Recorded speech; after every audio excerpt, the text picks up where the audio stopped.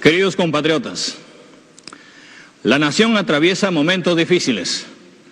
Graves acusaciones se repiten, tan graves como inconsistentes, como es la denuncia constitucional presentada por la fiscal de la Nación ante el Congreso en mi contra.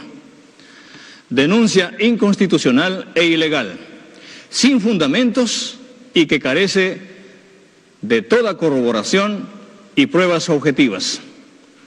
A la asombrosa celeridad de esta denuncia se suma la abierta exhortación que la fiscal de la Nación hace al Congreso de la República, al decirles en su mensaje que ella ya cumplió con su labor y ahora le toca al Congreso hacer lo suyo, poniendo en evidencia la no tan sutil concertación para el complot.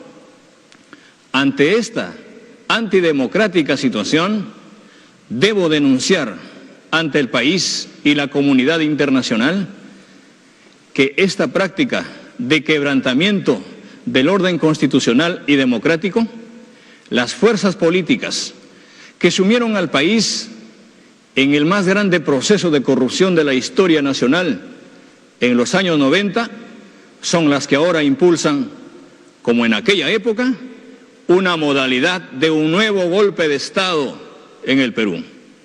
Compatriotas, en nuestro país se viene haciendo uso indebido de una manera recurrente de estos instrumentos jurídicos desde la Fiscalía, con la complicidad de algunos magistrados contra mi persona y los integrantes de mi gobierno.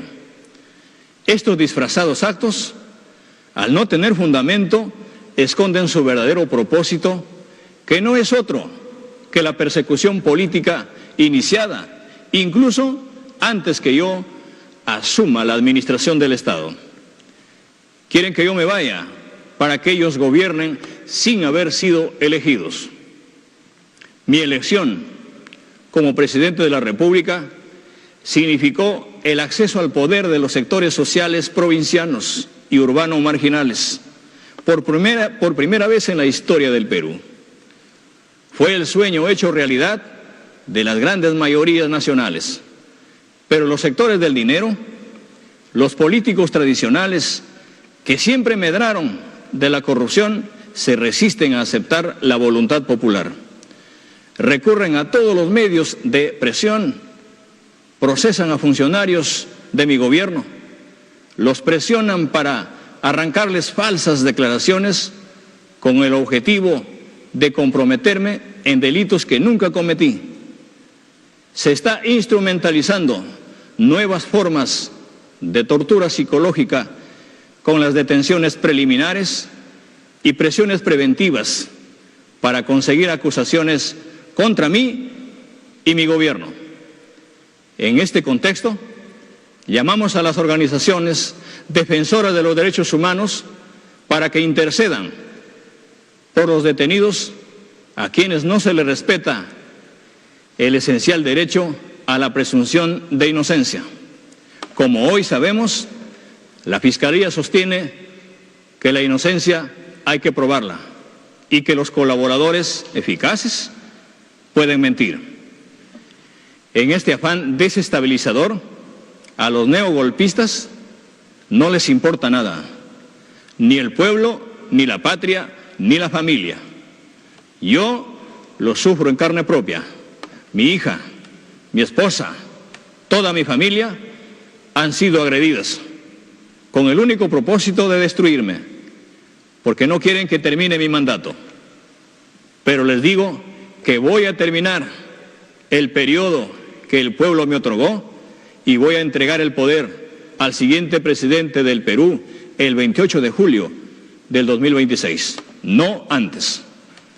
No soy un corrupto, y lo repito hasta el fin de mis días. Todo lo contrario, mi compromiso es el de antes y el de siempre, luchar por terminar con esta lacra que tanto daño hace al país. Sin embargo,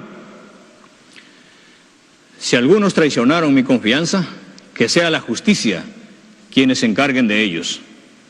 Desde el 6 de junio del 2021, cuando el pueblo del Perú nos dio su confianza en las urnas y nos ungió como los vencedores de las elecciones, nos reafirmamos con el cambio.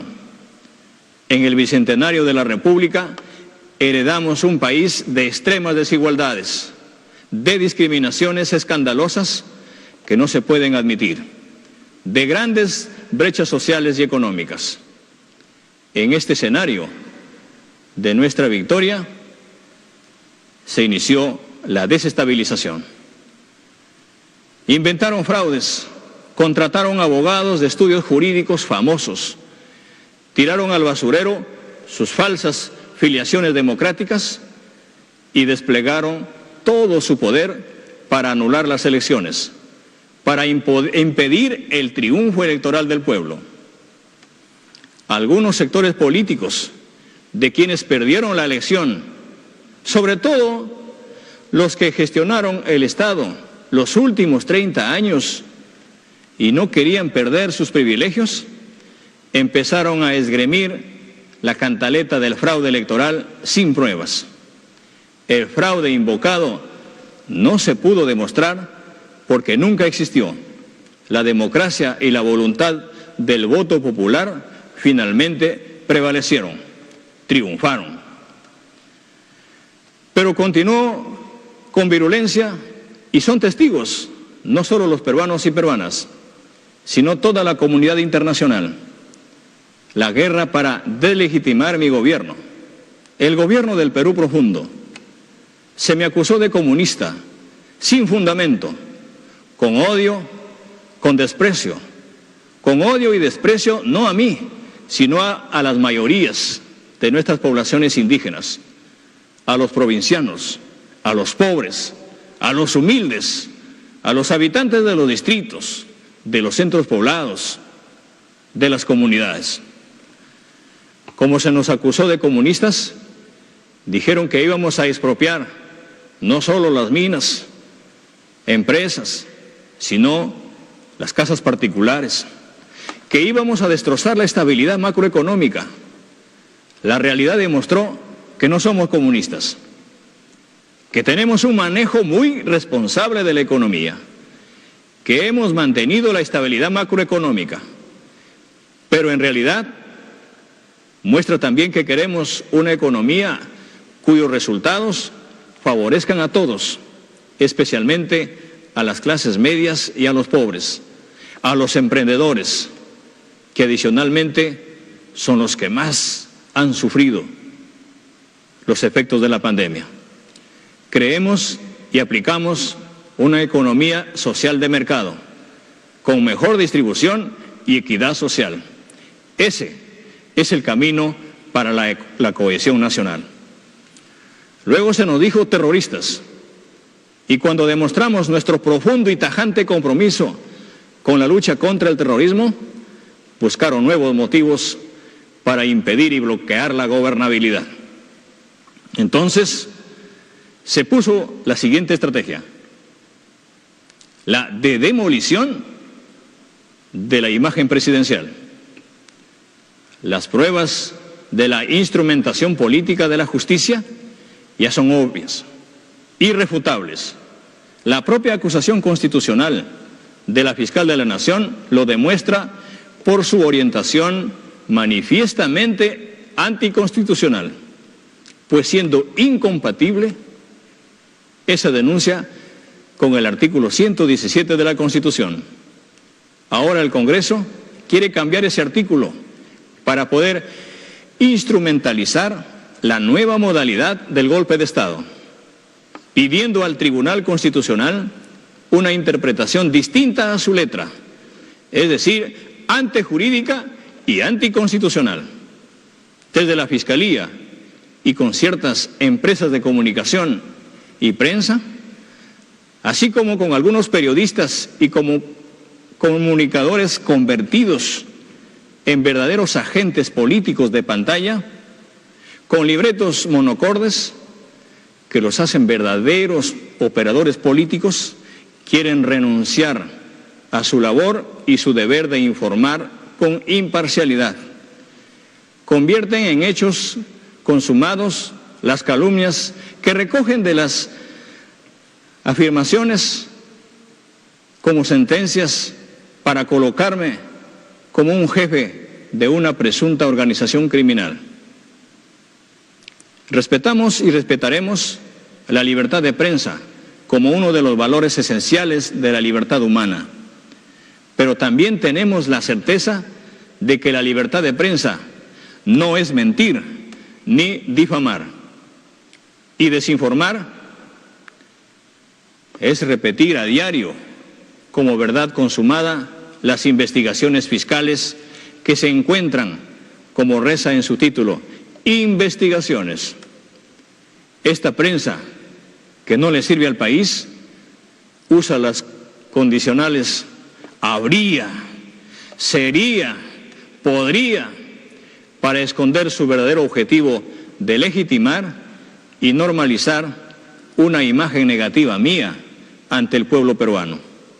Todos los peruanos y peruanas han sido testigos que todos los días, sin descanso, solo se han ocupado de Pedro Castillo como un presunto criminal más, como un presunto delincuente más, llegando al extremo de pretender callar a todas las voces, incluidas las de los ministros de Estado, que ponen en evidencia su plan siniestro y antidemocrático. Estas mismas fuerzas desestabilizadoras han utilizado en el Congreso mociones de vacancia presidencial, de interpelación y censuras a muchos ministros, y han impedido también el ejercicio de las competencias exclusivas que me asigna la Constitución como presidente de la República, la cual es dirigir la política exterior de la nación con reiteradas negativas de ejercerla. Aunque sin éxito, generan inestabilidad e ingobernabilidad, porque seguimos impulsando los cambios que el país necesita. Estos congresistas vacadores repiten el libreto de calumnias que extraen de sus presuntos colaboradores eficaces, que jamás van a poder probar los hechos que narran, porque son falsos. En esa convicción, la crisis política debe solucionarse con el diálogo, abandonando los arrestos golpistas, respetando la democracia, propiciando un acuerdo nacional para la estabilidad de la democracia y el Estado de Derecho. Una drástica lucha contra la corrupción sin selectividad ni motivación política, y el pleno respeto al debido proceso, la no impunidad, el estricto respeto de la separación de poderes y una agenda económica y social que nos permita, con el buen entorno macroeconómico, que el gobierno preserva, incrementar el crecimiento económico, las inversiones, el desarrollo y la cohesión social. Frente a estos actos lesivos que socavan la institucionalidad democrática, el Estado de Derecho, la gobernabilidad y el desarrollo económico del país, y teniendo en cuenta que en los últimos meses han venido ocurriendo en el Perú una sucesión de hechos y situaciones generadas por parte del Poder Legislativo, del Ministerio Público y de otros organismos públicos, que en abierta contradicción con las disposiciones constitucionales y las normas que regulan la separación de poderes propia del Estado de Derecho, y que han configurado un proceso distinto a promover esta nueva modalidad de golpe de Estado, cuya desactivación y control precisamente inspiraron hace unos años la redacción de los artículos 17 y 18 de la Carta Democrática Interamericana, como mecanismo preventivo para la defensa de la democracia y evitar una ruptura constitucional. Recurrimos a ella. Por ello, llamamos al diálogo y lo asumimos, y tal como entregamos al Congreso de la República el documento de Consenso por el Perú, Lo hacemos ahora porque es la responsabilidad que nos pone la historia. Es así que mi gobierno ha solicitado ante la OEA la activación y la aplicación de la Carta Democrática Interamericana para iniciar un proceso de consultas con todas las fuerzas políticas, los poderes del Estado y las fuerzas sociales, para encontrar con los buenos oficios de la comunidad internacional un camino que impida una grave alteración del orden democrático en el Perú. Y por otro lado, un consenso básico para combatir drásticamente la corrupción, con separación e independencia de los poderes y un acuerdo democrático y social para enfrentar juntos las demandas de las grandes mayorías nacionales. Muchas gracias. Muy buenas noches.